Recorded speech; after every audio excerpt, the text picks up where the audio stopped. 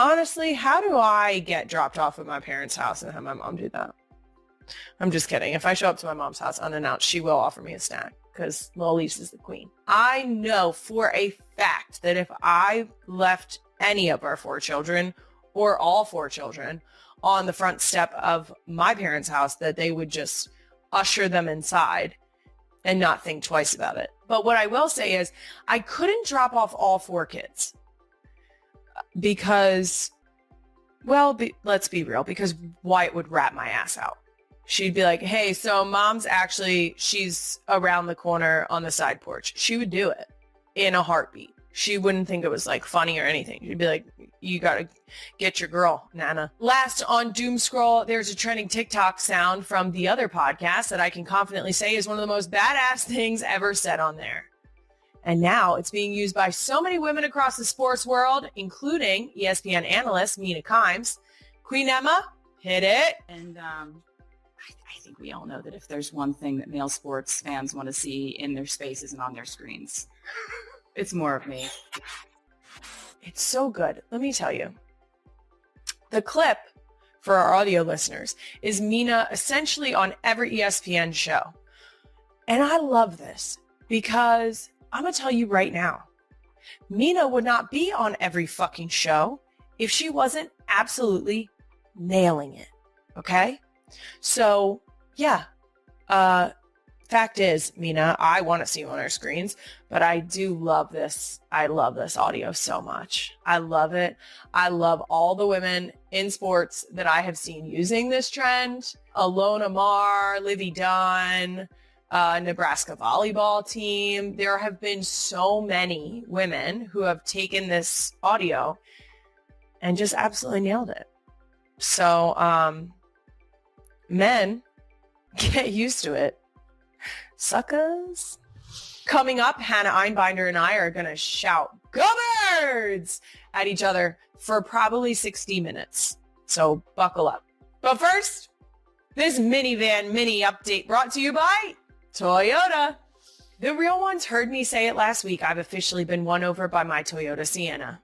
It happened, and I'm shockingly okay with it. Even though I've been wavering, I have to admit, once field hockey season rolled around, I realized I'm probably in this for the long haul. I love that when I'm carrying all my equipment back to the car, I can kick my foot underneath and the trunk just opens up so I can unload everything right away. I don't have to put it down and find my keys and do the whole dance. You know what I mean? The other thing that's honestly very underrated, the cooling seat, because your girl's sweaty. Not only is the Toyota Sienna insanely convenient for a high school field hockey coach, I apparently earned some cool points too.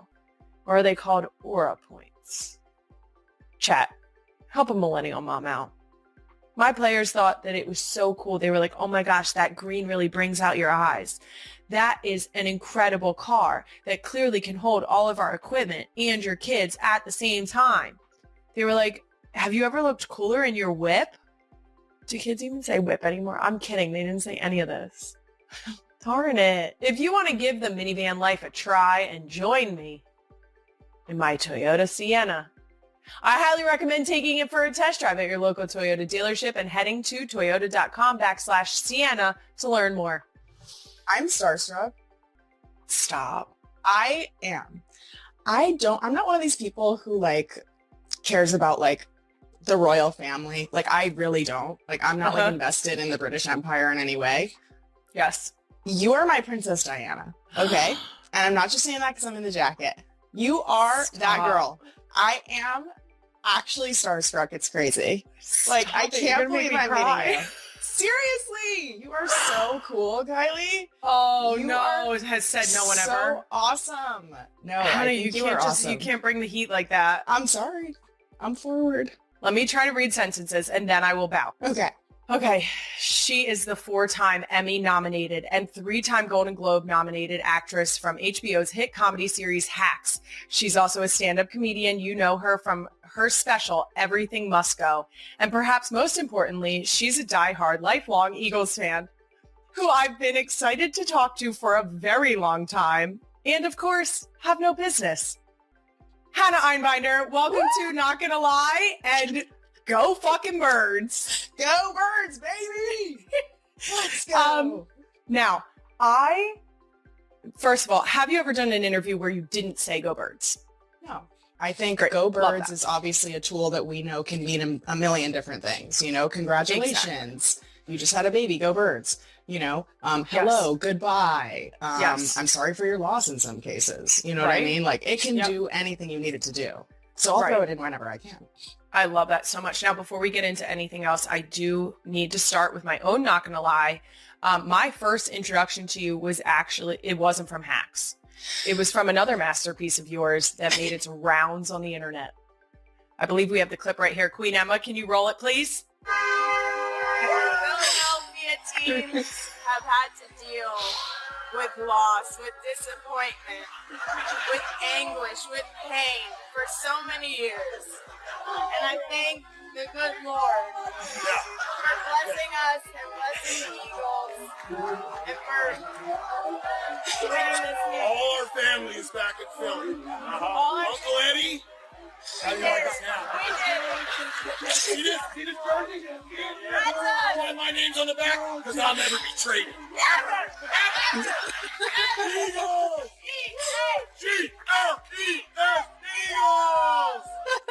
That genuinely makes me tear up. Okay. First of all,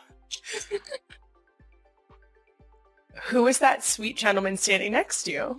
That's my dad. Of course it is. That Of is my course dad. it is. You know, you know that Silver Linings Playbook is a documentary. You got you it. know that being an Eagles fan is genetic. It is in the blood. Yes. You know, my dad, that was a 2018 Super Bowl. My dad, you know, he grew up in Philly and he, you know, his dad was from South Philly and his mom was from South Philly and they had these seats at the vet. And throughout my dad's childhood, the Birds were losing. They were losing bad. And they were there every game in the snow, you know, no matter what. And it was painful. And I grew up understanding that legacy, you know, and I grew up understanding that pain. And so I knew what this meant to him, to us, to our family, to his father, who, and I will say this was not on the clip, but he did sort of go into the alleyway after that little spot on the news. And I watched him point to the sky with tears Stop. and say, "This one's for you, Dad." So just so everybody knows what's like, this is that we were hammered, obviously. Just like, No. it was so meaningful. The sad part is that I don't know that it was obvious that you guys were hammered because I do feel like that is the standard of Philadelphians. That's right. I want to clarify that. That's right. I think that is the baseline at which we all function. That's a To fact. be clear. So, That's a fact. but I do think there is something to be said about, like you said, you're born into this, right? Yes. Like not only do you not have a choice, but you better get in there with a passion Yeah. that no one has seen before. That's right. And there are few prouder moments with your family members than the way you relate to each other in how you cheer on the Eagles. It's also like, I mean, that organization really cares about the fans. Like my beloved Aunt Cindy passed and my Uncle Eddie inherited the tickets that my grandfather had first at the vet and then at the Link, which by the way, when they tore down the vet, my dad went to Philly and he got the physical seats when they were letting people go get the seats. And like, that was so cool. We had the seats in the garage. And you know, when my Aunt Cindy passed, like, because Eddie was just always at every game, like, they sent a beautiful message. Like, they know their fans and they care about us. It's probably like the top, like, when I think about my identity, I think the order is like Eagles fan, queer, Jewish, left-handed, redhead. Like, I think it's at the, I think it's above all of those other things. Like, It's honestly, but I've tried to explain to people that it's not only what you're born into, how you were raised, right? yeah.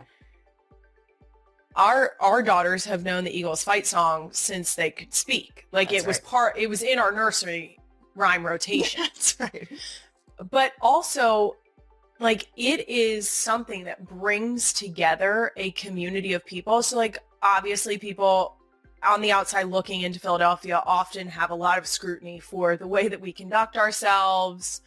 Our attitudes, I think, are part of the problem. Underneath all of that is a lot of love. And I mean, it is like this cultural thing that maybe is hard to explain to people from the outside, but you know, we don't care.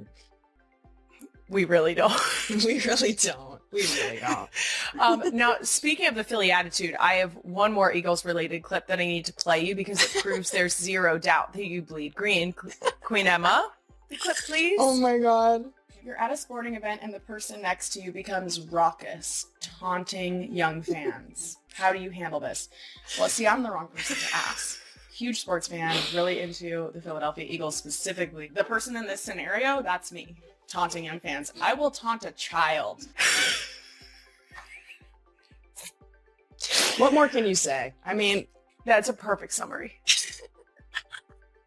A while ago, there was a clip of a little boy just dropping the double bird, and to a visiting fan. And oh my God. It's one of those moments, especially because I have 4 children of my own, where I'm like, I tell my kids, like, curse words are grown-up words. You're not really supposed to use them. If my child looked at an opposing team's fan and flipped them a double bird, I would cry tears of joy. Yeah. I'm not going to tell them to do it, and I'm not going to encourage it. But if their soul spoke to them, if all of the former Eagles fans who have passed on, God rest their souls, came down and imparted the wisdom onto her that she needed to double bird an opposing fan, it would be one of the most beautiful moments of my parenthood that I can even imagine. Because again, it is the presentation of aggressive with the subtext of love. Yes. I will say that because we have fans, I've said it so many times, that fans end up having truth serum to my husband. So they'll come up to him and they'll be like, I'm a Giants fan. And I say the same 2 things every single time. Number 1, everyone has their flaws.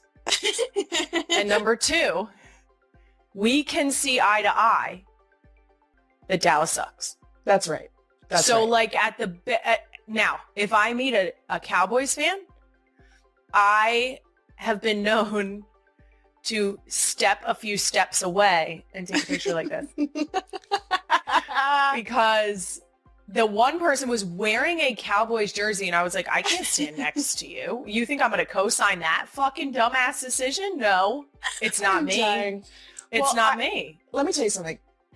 When you made the decision to obviously support your family and wear the color red, but not wear an opposing team's jersey, I said, well, there's my representation in media. Yeah. There is the person on screen who I can see myself in. That is the first time I have felt seen. Global excitement followed the engagement announcement of Taylor Swift and Travis Kelce. The couple shared the news in a joint Instagram post with a playful caption: "Your English teacher and your gym teacher are getting married," instantly sending fans into a frenzy online.